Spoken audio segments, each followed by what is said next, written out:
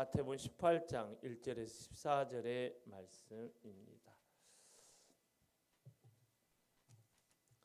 마태복음 18장 1절에서 14절.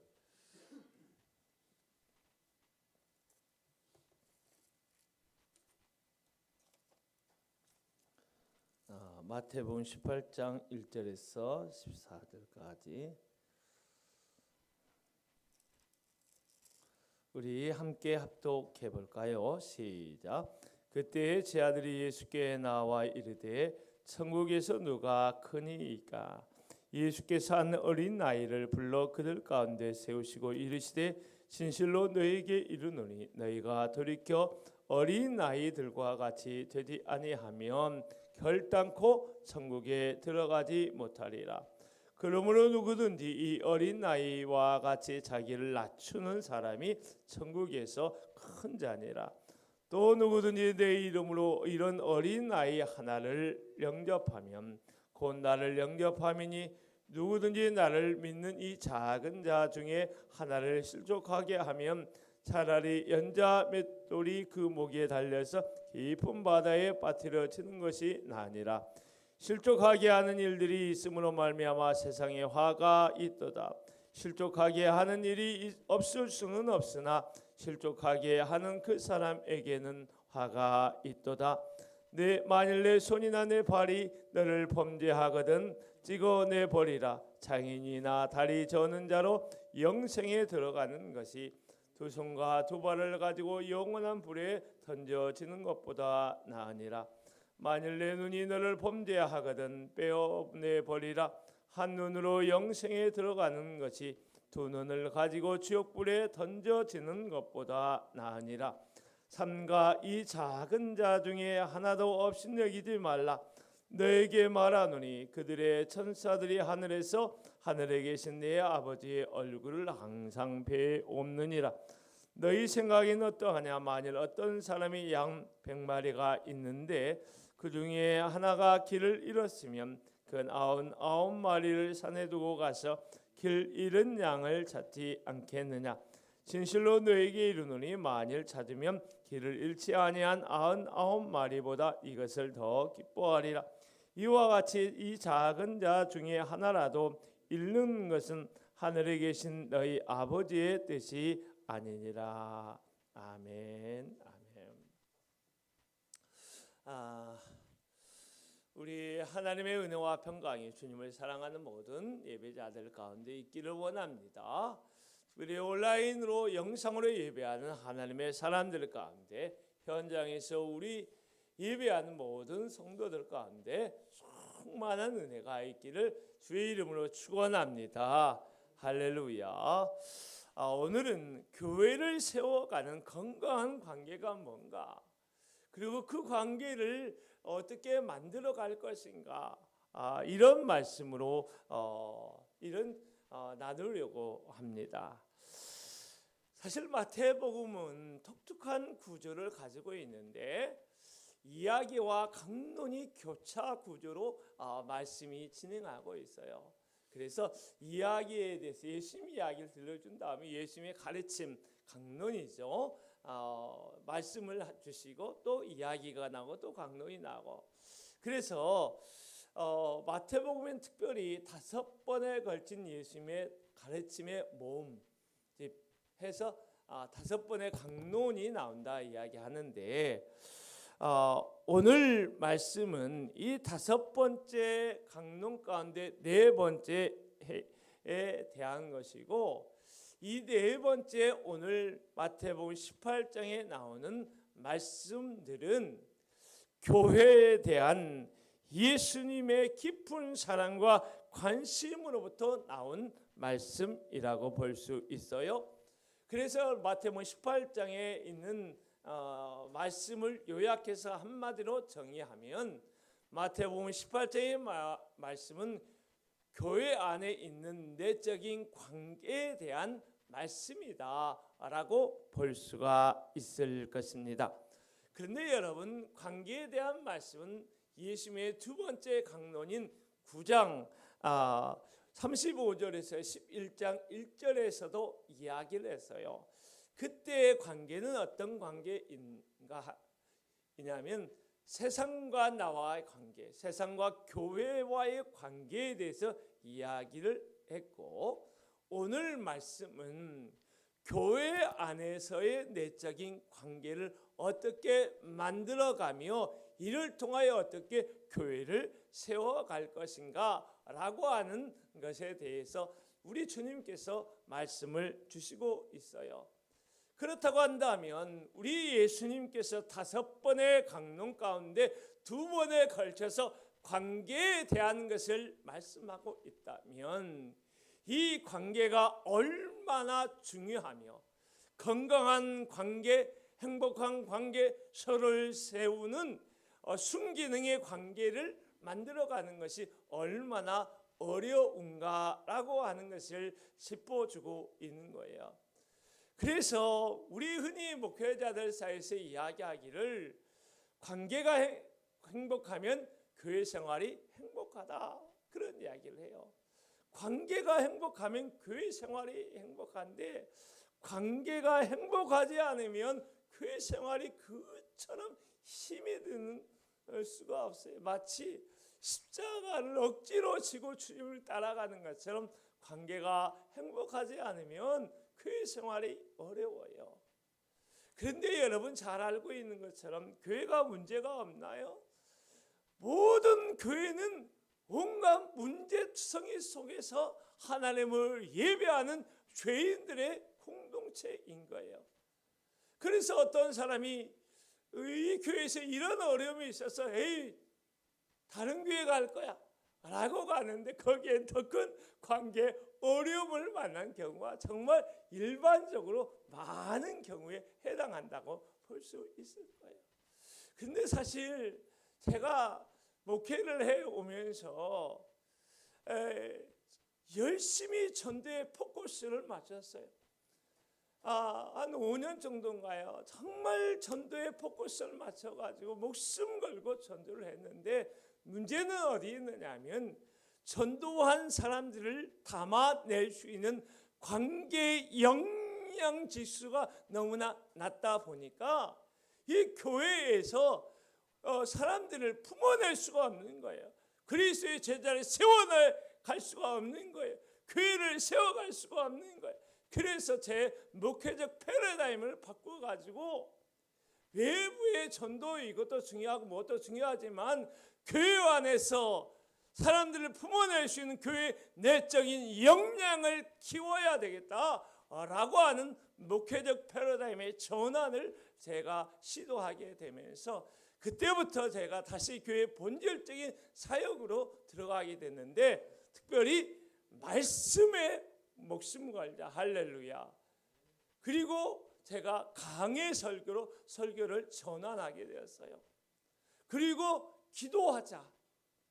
결과적으로 결론적으로 말하면 목회는 내가 하는 것 같아 보여도 우리 주님이 나를 통하여 우리를 통하여 목양을 하고 있기 때문에 내가 하나님 앞에서 엎드려 기도해야 되겠다. 그렇게 하면서 특별히 정오의 기도 사역을 제가 그때부터 더 집중해서 시작을 하게 되었어요. 어느 일정 기간 이 기도가 쌓이고 하면 하나님이 메뚜기와 같은 무수한 사람들을 우리 교회에 보내실 것이다. 할렐루야. 외국의 사례를 보니까 아몬 목사님이 기도에 정말 올인을 했더라고요. 그런데 그 사례의 이야기를 보니까 10년 동안 성도 한 사람도 하나님이 안 보내주셨는데 견디면서 10년을 기도로 돌파해 나가는데 그 10년이 되던 해에 하나님이 엄청난 부흥을 쏟아부어 전 세계적인 이슈가 되었던 실제적인 사례를 제가 접했는데요. 그걸 접하게 되면서 우리 교회의 내적인 역량을 키워나갈 수 있는 말씀과 기도의 본질적인 사역에 집중해야 되겠다. 할렐루야. 사람을 보내시는 것 하나님의 주권 아래에 있다 생각하고 부지런하여 내가 열심히 말씀 준비하고 또 기도하고 내 할 본분을 다하자. 그리고 할 수 있다면 우리 목회의 어떤 초점가운데 전도도 놓치지 말고 열심히 한번 해보자. 그런 마음으로 지금 제가 달려가고 있는데요. 오늘 특별히 예수 그리스도께서 건강한 교회를 세워가기 위하여 제자들에게 어떻게 너희가 일꾼으로서 하나님의 동역자로서 교회 일꾼으로서 교회를 세워나갈 것인가에 대해서 오늘 중점적으로 가르치고 있는 것이 바로 오늘 본문의 말씀인데, 이 말씀을 들어가면서 참 제 마음에 감회가 깊은 감회가 많습니다. 오늘 말씀을 보면 세 단락으로 되어 있는데요. 여러 가지 그 다음 주제들이 많아가지고 제가 좀 말씀을 어디까지 전해야 될까 참 고민이 많았어요. 너무 어렵더라고요. 그래서 오늘 세 단락 세 주제만 간략하게 전하려고 하는데요. 1절에서 4절의 말씀은 우리 겸손에 대해서 예수 그리스도께서 말씀하셨고, 5절에서 10절의 말씀은 서로 환대, 서로 영접하면서 그렇게 함으로 작은 자를 실족하게 하지 말라, 걸림돌 역할을 하지 말라, 이런 이야기를 하고 있고요. 11절에서 14절의 말씀은 교회 공동체 안에서 길 잃은 양처럼 방황하는 사람들에 대한 하나님의 열정, 하나님의 관심을 가지라 라고 하는 그런 말씀으로 우리가 정리를 해볼 수 있을 거예요. 교회 안에서 건강한 관계를 만들어가는 가장 중요한 것이 무엇일까? 여러분 어떻게 생각하세요? 예수님의 그 중요성의 순서는 뭐가 있었느냐면 겸손이 있었어요. 할렐루야. 다른 중요한 것도 많이 있지만 교회 안에서 건강한 관계를 만들어 가기 위해서는 무엇보다 하나님의 리더들이, 교회 안에 하나님의 백성들이 겸손의 자리에 서 있지 않으면 안 된다라고 하는 것을 예수님께서 정확하게 여기에서 짚어주고 있는 것입니다. 1절 말씀을 한번 보시죠. 시작. 그때 제자들이 예수께 나와 이르되 천국에서 누가 크니까, 이렇게 말씀을 시작하고 있는데요. 이 말씀에 그때라고 하는 말을 보게 되면 마태 사도는 이 그때라고 하는 말을 사용함으로써 본문에 이야기하는 바가 앞에 있는 내용과 긴밀하게 연관된 상황 속에서 이 말씀을 시작하고 있다라고 하는 것을 우리가 보길 원하고 있는 거지요. 여러분, 그렇다면 17장에서 어떤 일이 있었나요? 예수님께서 베드로, 야고보, 요한을 데리고 어디 올라가셨어요? 변화산에 올라가셨어요. 할렐루야. 변화산에 올라간 제자들은 예수님의 영광도 보고요, 하나님의 음성도 듣고요, 엘리야와 모세가 예수님과 대화하는 것을 목도한 것이요, 그 놀라운 은혜를 받고 또 내려왔는데, 변화산 아래에서는 어떤 일이 있었죠? 그 9 제자들이 귀신의 영향으로 말미암아 간질에 걸려 이 고생한 아이를 고치지 못하는 영적 깊은 무기력함을 경험했어요. 이 속에서 제자들은 어떠한 느낌이었을까? 어떠한 마음이었을까? 우리는 예수님의 나라에서 어찌 보면 소외되고 있지 않는가, 그런 생각을 하지 않았을까? 그들의 마음에 시기심이 없었을까? 천국에서 하나님이, 예수님이 만들어낸 이 천국에서 우리는 윗자리가 아니라 맨 끄트머리에 있는 거 아닌가 라고 하는 생각이 제자들의 마음속에 있는 이런 상황에서 지금 이 18장 1절의 말씀이 시작됐다라고 하는 것을 마태 사도는 짚어주면서 그때라고 하는 말을 기록을 한 것입니다. 그때 천국에서 누가 큰 자가 되는가라고 하는 것이죠.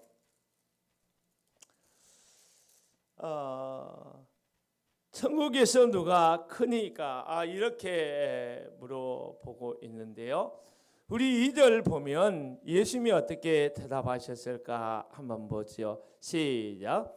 예수께서 한 어린아이를 불러 그들 가운데 세우시고 이르시되 진실로 너희에게 이르노니 너희가 돌이켜 어린아이들과 같이 되지 아니하면 결단코 천국에 들어가지 못하리라. 이렇게 말씀하셨는데요. 천국에서 누가 크니까 제자들이 경쟁심, 시기심에 붙들려서 예수님께 물어보니까 예수님께서 아마 베드로와 안드레의 집이었던 것 같은데 그 집에 있는 아이 하나를 데려다가 가운데 세워놓고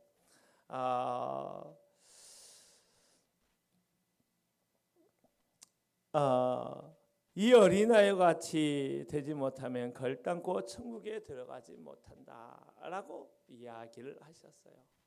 예수님은 이 제자들을 보면서 세상에서처럼 크고 작은데 너무나 관심이 많다는 것을 캐치하시고 어찌 보면 세상 사람들의 바라는 것처럼 높은 자리에 권력 있는 자리에 힘 있는 자리에 많은 것을 누릴 수 있는 자리에 서기를 원하는 세상적인 욕심으로 그들이 가득 차 있는 것을 보시면서 무슨 말씀을 하시면 돌이켜라고 하는 말을 썼어요. 이 말은 회개하거나 생각을 완전히 바꾸는 것을 의미하는 함축하고 있는 말입니다.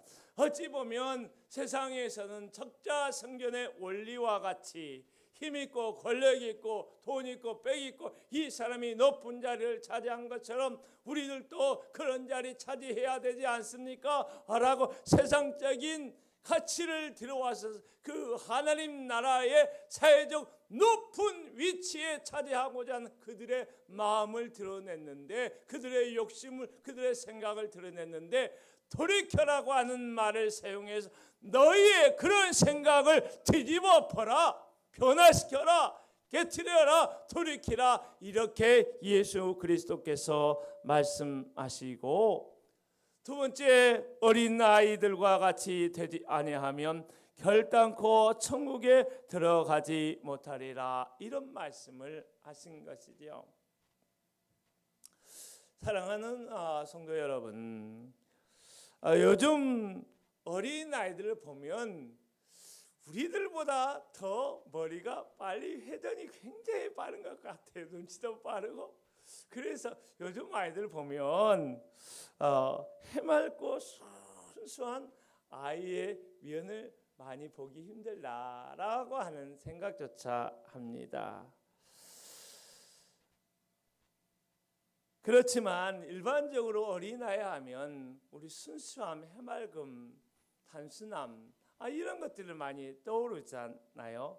그래서 이런 어린아이들처럼 순수하고 해맑은 그런 영혼을 너희가 갖지 아니하면 천국에 들어가지 못할 것이다 라고 결단코라고 하는 말을 사용해서 강조했다라고 우리가 생각하면 그렇게 해석하면 이 말씀이 맞을 것인가? 맞지 않다는 것이요. 왜냐하면 나이 많은 어른이 죄 아래 있는 것처럼 이 어린아이들도 본성에 있어서 죄로 물들어 있기 때문입니다. 만약에 이 어린아이의 순수함을 가져야 천국에 들어갈 수 있다라고 한다면 어찌 보면 인간의 자기의 의로움, 자기의 공로로 하나님 앞에 서고 천국에 들어갈 수 있다라고 하는 말로 오용 잘못 해석될 수 있는 것입니다.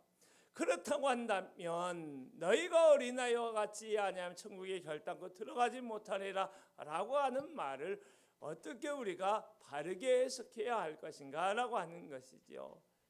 이것을 우리가 해석하기 위해서는 이 어린아이가 가지고 있는 당시 로마 그리스 사회 속에서의 어떤 사회적인 위치를 우리가 생각을 해야 하는 것입니다.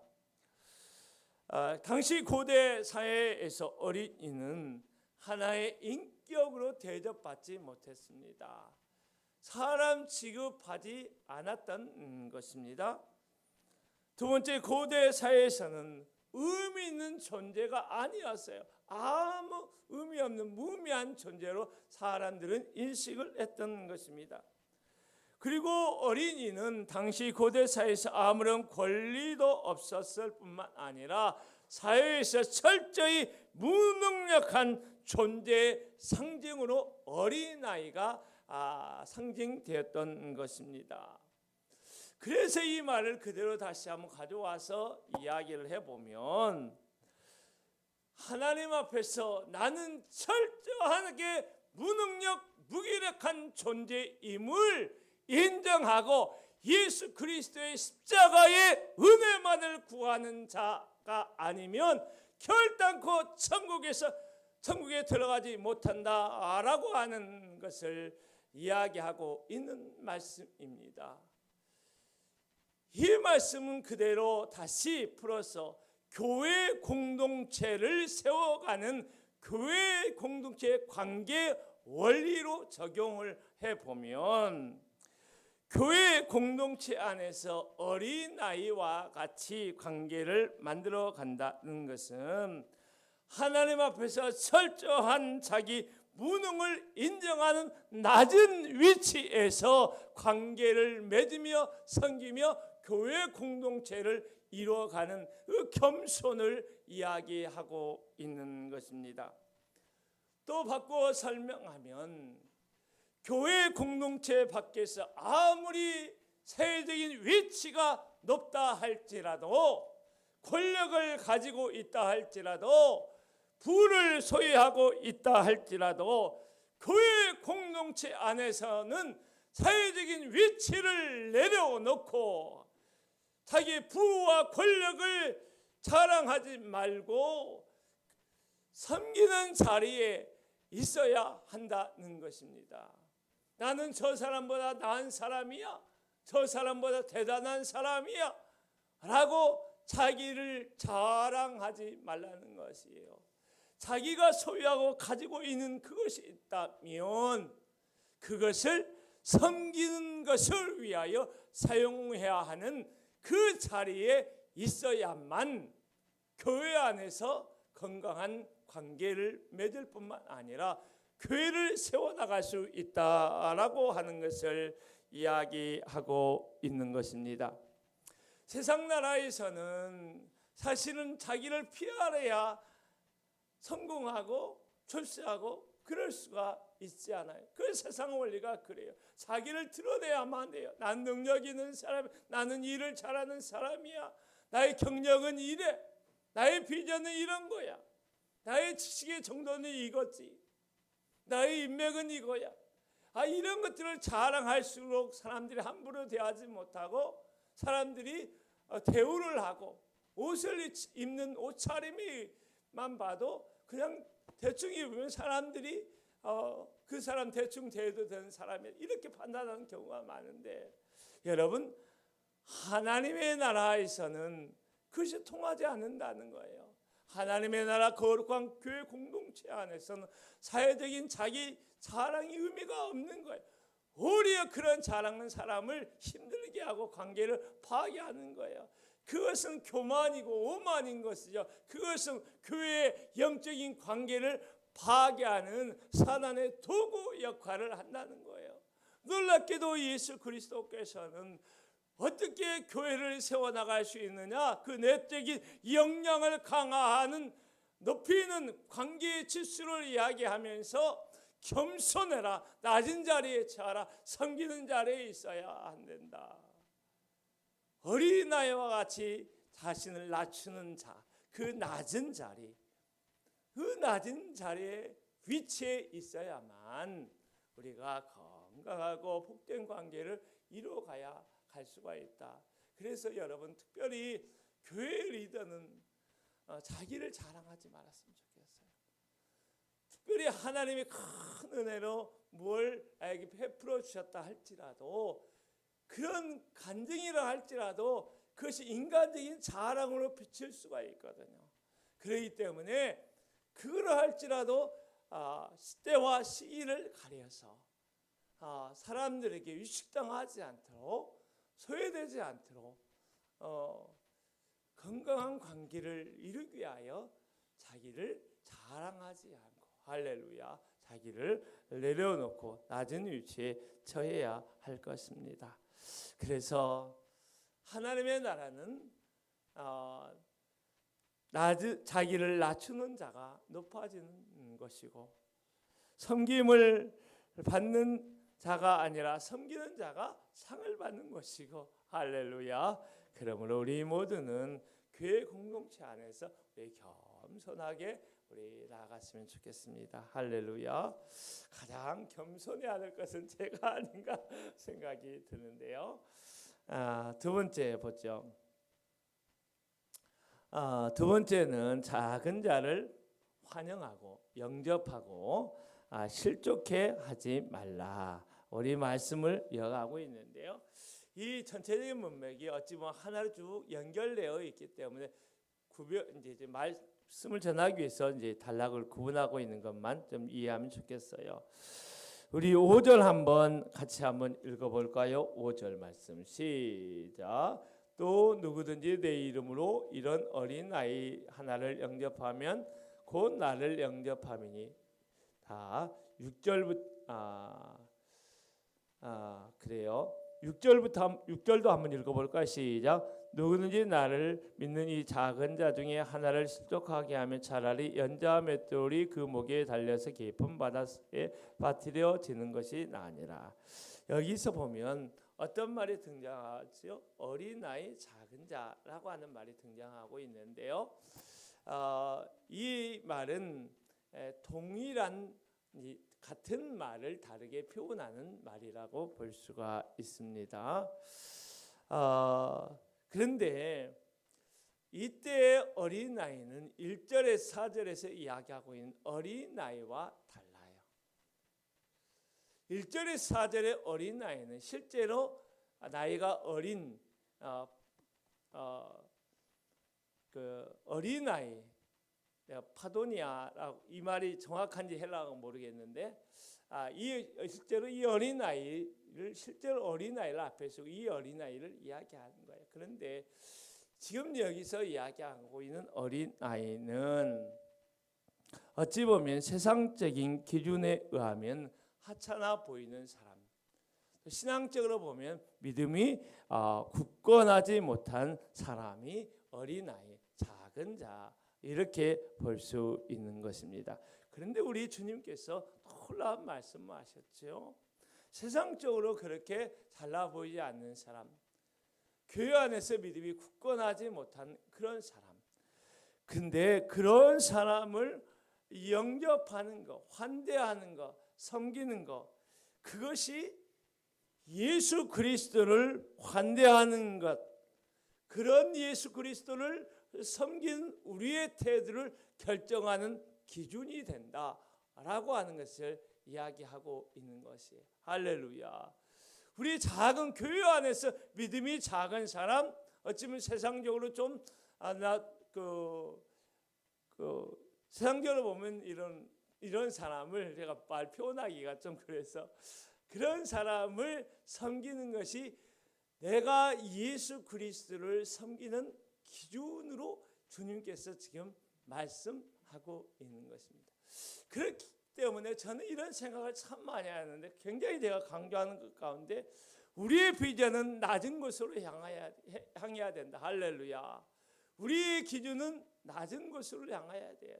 우리의 기준은 좀 어려운 이웃을, 어려운 동역자를, 어려운 예배자들, 어려운 믿음의 지체를 섬기는 것으로 우리가 맞춰져야 한다. 저는 이런 생각을 참 많이 해요. 그래서 제 마음은 교회 안에 성도들이 여러 사람이 있을 때 저의 관심은 있잖아요. 자기 생활, 자기 신앙을 잘 지켜나가는 그런 사람에 대한 관심보다도 뭐냐면 좀 어렵고 힘들고 이런 사람에게 저의 마음이 더 가게 되더라고요. 마치 우리 신영이와 세영이가 있는데 세영이는 자기 할 거 다 알아서 하니까 내가 사랑하지만 자기 할 거 다 하니까 내가 관심과 시간과 배려를 세영이한테 투자하기보다 신영이한테 투자하는 것처럼 나는 신영이한테 더 많이 쏟아붓고 또 시간을 배려하고 또 사랑을 많이 부어주는 거죠. 이런 것처럼 교회 안에서 이런 우리의 삶을 살아가면 좋지 않겠는가. 그것이 바로 예수님께서 말씀하신 너희가 나를 대하는 기준점으로 내가 이것을 보겠다라고 하는 것이죠. 그런데 사실 교회 안에서 중요하지 않은 사람은 없지요. 교회 안에서 소중하지 않은 사람은 없어요. 모든 사람은 교회 안에서 예수님의 최고의 가치로 대우받고 사랑받고 존중받아야 하는 것입니다. 할렐루야. 그런데 사실 교회에서는 편견이 있지요. 차별이 있어요. 예를 들어서 야고보서를 보면 이런 말이 있는데요. 금가락지를 끼고 아름다운 옷을 입고 하던 사람이 교회에 왔는데 당신은 저 좋은 자리에 가서 앉으십시오 라고 이야기하는 거예요. 그런데 허름한 누추한 옷을 입고 교회 회당에 온 사람을 보고 당신은 그냥 여기 있든지 알아서 앉든지 하시오 라고 이야기하면서 차별하지 말아야 된다라고 야고보 사도가 야고보서 2장에서 이야기하고 있는데요. 그런데 사람을 겉모습으로 우리가 판단하고 차별하고 대우하게 되면 어떤 일이 벌어지냐면 그 사람이 실족하는 일이 발생하게 된다는 거예요. 마음의 상처를 받고 믿음에서 떠나게 되는 일이 발생한다는 거죠. 여러분, 그런 일이 있을 수는 없지만 그런 실족하게 하는 일이 벌어지면 그 사람에게는 뭐가 있다? 화가 있다. 이런 이야기를 하고 있는 거예요. 제가 지난주에 맞죠? 이번 주에 화요일 날 우리 멕시코에서 온 이제 아라 자매를 만나가지고 식사를 했는데 여기 보면 배봉사거리 압구정 김치찌개라고 하는 데가 있더라고요. 거기 가서 이제 식사를 했는데 제가 거기에서 이제 전도할 두 사람을 발견을 했어요.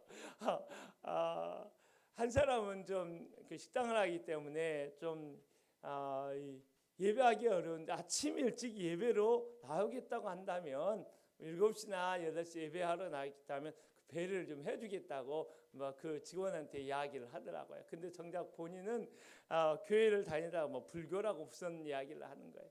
왜 그런 일이 신앙을 떠난 일이 벌어졌나 알아보니까 저 개포동인가요? 거기에 신앙생활을 했던 것 같아요.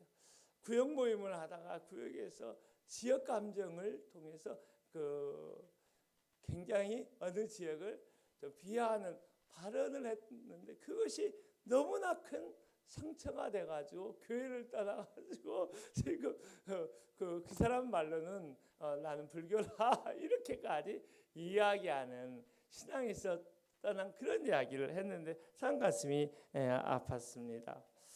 여러분, 그런데 여러분, 우리가 교회 생활을 하다 보면 나도 모르게 사람들에게 상처를 줄 때가 있어요. 그렇죠?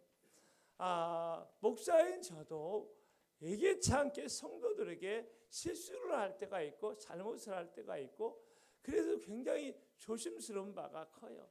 그런데 우리 주 예수님께서 이 문제에 대해서 굉장히 엄중하게 대하고 있는 것을 볼 수 있어요. 우리 6절부터 다시 한번 읽어보는데 우리 9절까지 한번 다시 한번 읽어보아요.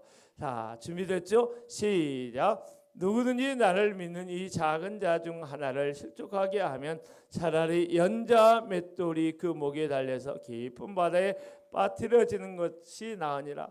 실족하게 하는 일들이 있음으로 말미암아 세상에 화가 있도다.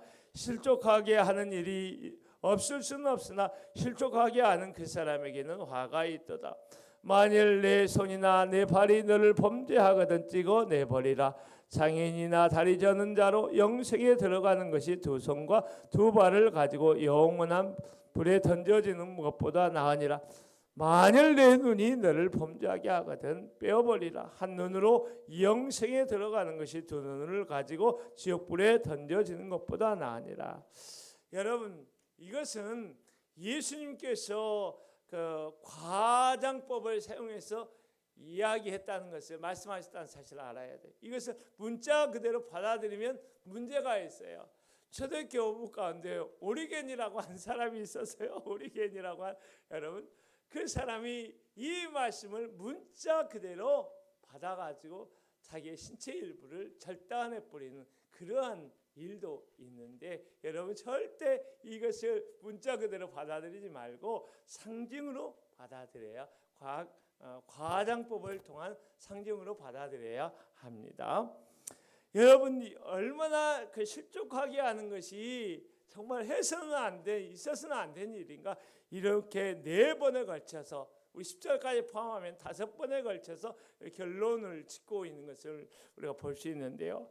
우리 첫 번째는 차라리 연자맷돌, 구약에 나온 삼손이 이 연자맷돌을 매면서 이렇게 그 수치를 당하는 그런 일이죠. 그런 큰 연자맷돌을 쥐고 바다에 던지는 것이 차라리 낫다 이야기하고, 두 번째, 실족한 그 사람에게 화가 있다고 이야기하는 거예요. 그 사람만이 아니라 더 나아가 실족하게 하는 세상조차 화가 있다, 이런 이야기를 하고 있어요.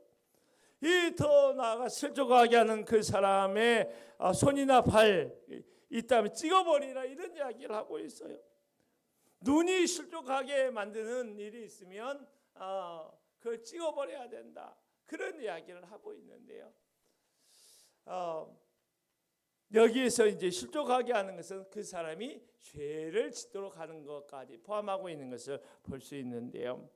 여러분, 교회 공동체 안에서 죄를 짓게 만드는 일이 있다면 어떻게 해야 될까? 우리는 그러한 일을 과감하게 단호하게 우리가 처리를 하지 않으면 안 된다라고 하는 것이죠.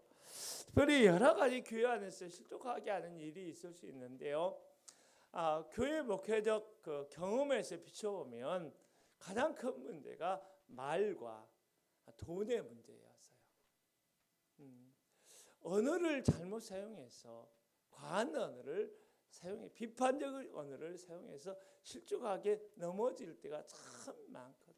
그래서 어느 모 교회는 목사님이 1년에 한 번처럼 말을 잘 사용하도록 언어에 관한 설교 꼭 한 번씩 한다. 온 성도들에게 할렐루야, 우리 감사의 말을 하자, 격려의 말을 하자, 사랑의 언어를 쓰자.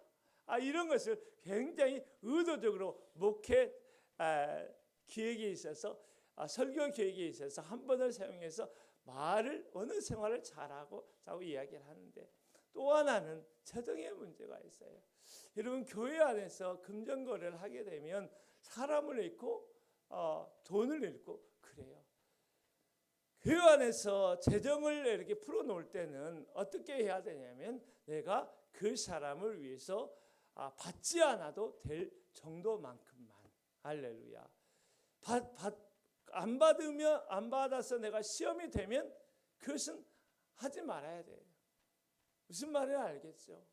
교회 안에서 금전 관계로 인해서 시험을 줄 정도 이렇게 되면 그것은 오늘 말씀처럼 사람을 실족하게 하는 거예요.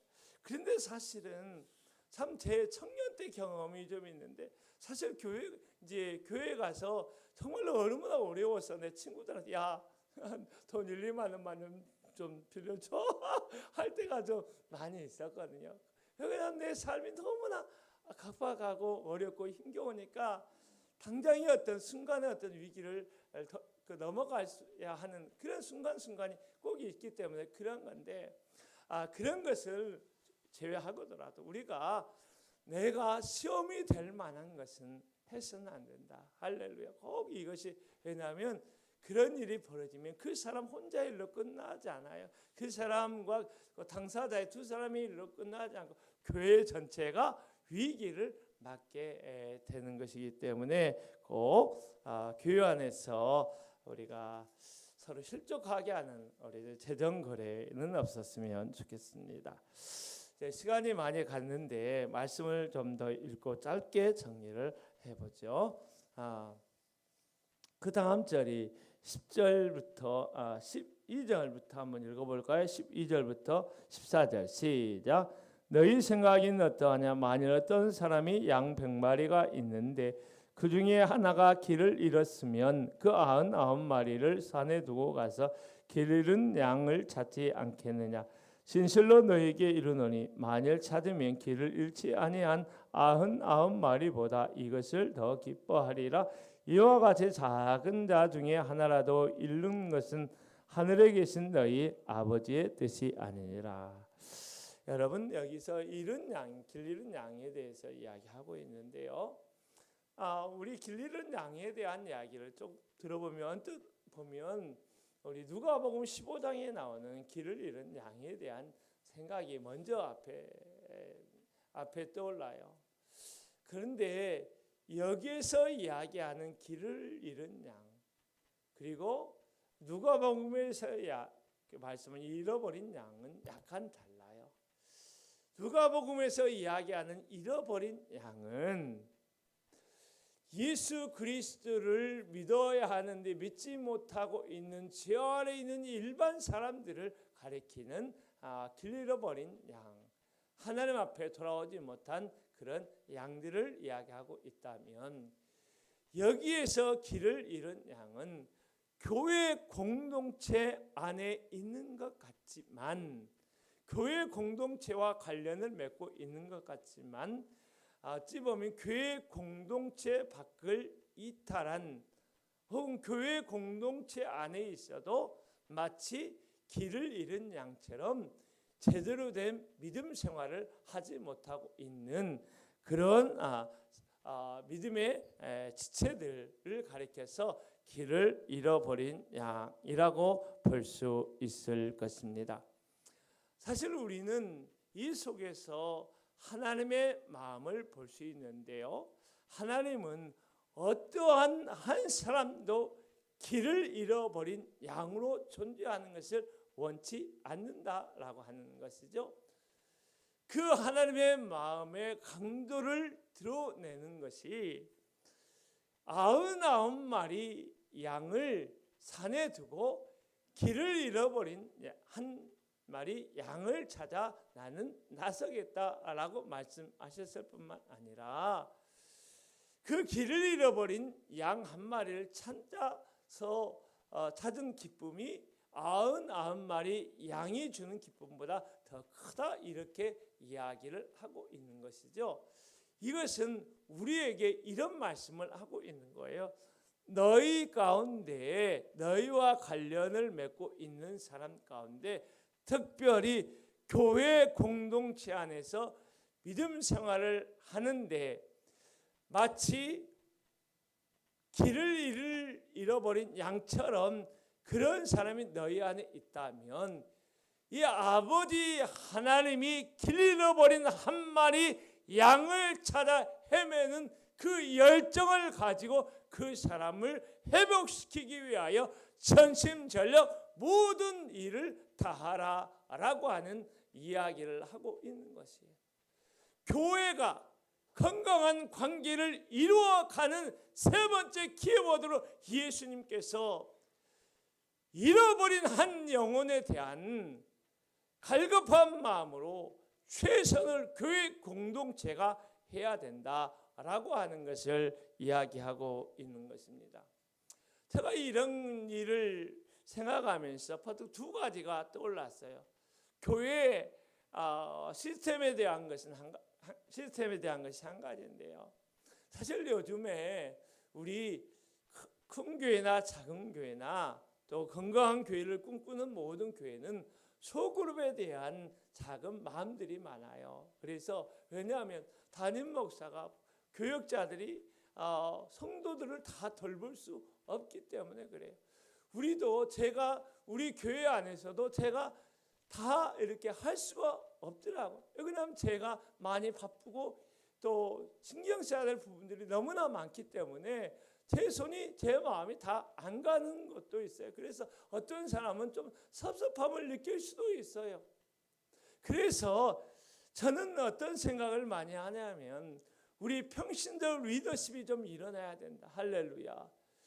평신도 가운데 일반 성도들 가운데 작은 목회자의 마음, 목회자의 비전, 목회자의 열정, 목회자의 기도, 목회자의 헌신을 가지고 성도들을 섬길 수 있는 그런 작은 교회를 이끌어가는 리더가 좀 일어났으면 좋겠고, 우리는 그러한 리더에 우리가 존경하고 또 권위를 부여하고 그런 사역을 감당할 수 있는 그런 리더들을 속으로 목자들, 리더들이 좀 세워졌으면 좋겠다라고 하는 바람. 그걸 통하여 어떤 한 사람이라도 교회 안에서 방황하지 않도록, 어떤 사람이라도 목회적 돌봄에서 소외되지 않도록 자기 신앙을 지켜나갈 수 있도록 성장할 수 있도록 도와주는 어떤 시스템적인 기능적인 변화가 있어야 되겠다. 그런 방향으로 나아가야 된다라고 하는 마음이 첫 번째 좀 많이 생각이 되었고요. 두 번째는 장기 결석하는 그런 사람들에 대해서 우리가 좀 어떻게 해야 될 것인가 좀 고민 좀 하고 했으면 좋겠어. 사실은 전화라도 받아주면 얼마든지 이렇게 할 텐데 전화라도 받고 이렇게 해주면 얼마든지 할 텐데 사실은 그것이 쉽지가 않더라고요. 옛날에 결석한 성도가 하면 한 2달 결석하면 가서 선물도 가가지고 걸어놓기도 하고 그 앞에 문고리 잡고 기도도 하기도 하고 참 여러분 그렇게 했어요. 근데 그것이 참 쉬운 것이 아니더라고요. 너무나 힘겨운 부분이 많아요. 진짜 제가 많이 그랬어요. 우리 성도님들은 잘 모르시겠지만 제가 열심히 그런 일을 참 많이 했어요. 보이지 않게. 그래도 하나님이 포기하지 않는다면, 하나님이 우리 교회의 성도로서 그 사람을 포기하지 않는다면 우리가 포기하지 말고 끝까지 우리가 할 수 있는 모든 역량을 다해서 그 사람을 세우기 위해서 우리가 섬겨나가는 거룩한 섬김의 관계를 우리가 만들어가야 하리라 믿습니다. 우리 주님께서 내 교회를 세우시겠다라고 말씀하셨지요. 그래서 제자들을 훈련시키는데 교회의 내적인 관계를 이루어가기 위하여 특별히 겸손하라. 할렐루야. 낮은 위치에 처해서 섬기는 자리에 있어야 된다. 할렐루야. 이것을 말씀하셨고요. 어떠한 사람이 교회에 있든지 간에 그 사람이 나의 마음에 썩 마음에 들지 않고 엄한 말이나 해서 나의 마음을 힘들게 할지라도 꼭 나한테 하는 말 같네. 그래도 사랑으로 품고 그 사람이 실족하지 않도록 격려로 응원으로 섬겨야 된다. 그것이 사실은 주님을 섬기는 나의 섬김의 스탠다드, 할렐루야, 나의 기준이 된다라고 하는 것을 잊지 말라는 것이고, 세 번째는 교회 공동체 안에 믿음에서 이탈할 위기에 있는 사람에 대해서 우리가 하나님의 열정과 하나님의 뜨거운 관심과 사랑으로 그 사람을 세우기 위하여 교회는 모든 힘을 다 쏟아야 된다라고 하는 말씀으로 정리할 수 있을 거예요. 우리 마지막 찬양 우리 목사님의 기타 반주에 맞춰서 아름다운 우리 교회 우리 함께 찬양하기 원합니다.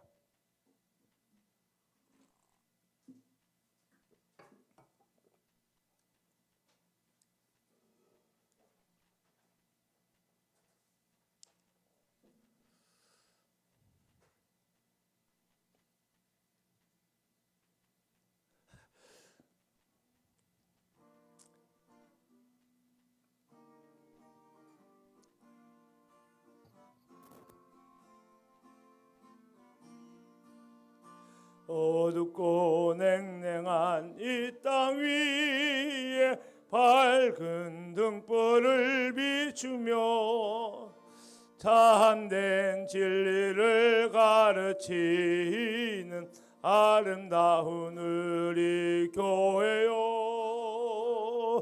오 컴컴컴컴 다 오라고 부르도다. 모두 나같이 가보세. 참된 진리를 가르치는 아름다운 우리 교회요. 전덕 위에 아름다운 우리 교회가 서 있네. 어린 내 시절 형다웠던 사랑하는 우리 교회요. 오 컴컴컴컴 다 오라고 부르도다. 모두 나같이 어린 내 시절 정다웠던 사랑하는 우리 교회요. 주일 아침에 교회에서 맑은 종소리 울리네. 모두 주님께 돌아오라. 속삭이듯 멀리 퍼지네. 오 컴컴컴컴 다 오라고 부르도다. 모두 나같이 가보세. 모두 주님께 돌아오라. 속삭이듯 멀리 퍼지네. 기도합니다. 사랑하는 여러분, 하나님께서 우리에게 거룩한 교회를 세워가는 하나님 나라의 비전을 주시고 사명을 주셨습니다. 이 사명을 감당하기 위하여 물질보다 더 중요한 것이 우리의 태도임을 알게 하셨습니다. 겸손한 마음으로 낮은 자리에 처하여 우리가 따뜻하게 섬겨 나갈 수 있도록 도와주옵소서. 따뜻하게 서로 배려하며 환대하고 또 교회에서 믿음의 연약한 죄를 잘 품을 수 있도록, 이를 위하여 헌신할 수 있도록 우리를 도와주옵소서. 지금은 우리도 예수 그리스도의 은혜와 아버지 하나님의 놀라운 사랑과 성령의 내주 교통 충만 역사하심이 하나님의 사람들 가운데 거룩한 교회 가운데 영원히 함께 하시기를 간절히 축원하옵나이다. 아멘. 아버지 고맙습니다.